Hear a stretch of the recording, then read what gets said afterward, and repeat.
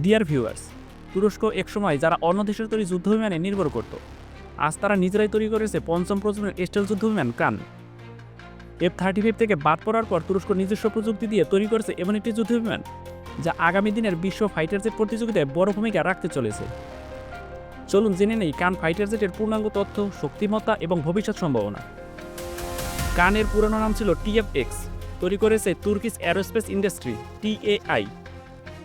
2024 সালের ফেব্রুয়ারিতে এটি প্রথমবারের মতো সফলভাবে আকাশে উড্ডয়ন করে। কান হচ্ছে একটি stealth capable twin engine multirole fighter jet যা একই সাথে এয়ার সুপিরিয়রিটি, গ্রাউন্ড স্ট্রাইক এবং ইলেকট্রনিক ওয়ারফেয়ার করতে সক্ষম। এবার চলুন এই কান ফাইটার জেটের প্রযুক্তিগত বৈশিষ্ট্য সম্পর্কে একটু ধারণা নেওয়া যাক। ইঞ্জিন দুটি GEF-110 টার্বোফ্যান ইঞ্জিন, ভবিষ্যতে থাকবে স্বদেশী TF-35000 ইঞ্জিন। গতি সর্বোচ্চ ম্যাক 1.8 পর্যন্ত। Service ceiling 55,000 foot. রেঞ্জ আনুমানিক 2800 kilometre. Stealth design, low radar signature, carbon composite body. একই সাথে এর রাডার সিগনেচার কমানোর জন্য এর পেটের ভিতরে রাখা হবে অর্নামেন্ট রাখার সুব্যবস্থা। একই সাথে এর থাকবে একটি শক্তিশালী AESA রাডার যা 360 ডিগ্রি পর্যন্ত ট্র্যাকিং করতে সক্ষম, এবং থাকবে মিসাইলকে বিভ্রান্ত করার প্রযুক্তি ডার্কান সিস্টেম। এবার চলুন কান ফাইটার জেট কী কী অর্নামেন্ট ক্যারি করতে পারে সে সম্পর্কে একটু ধারণা নেওয়া যাক।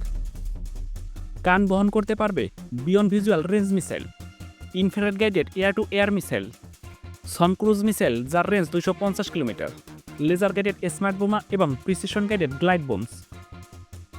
এছাড়া এতে থাকবে AI বেসড সেন্সর ফিউশন, যাতে মানুষ ও কম্পিউটার একসাথে সিদ্ধান্ত নিতে পারে।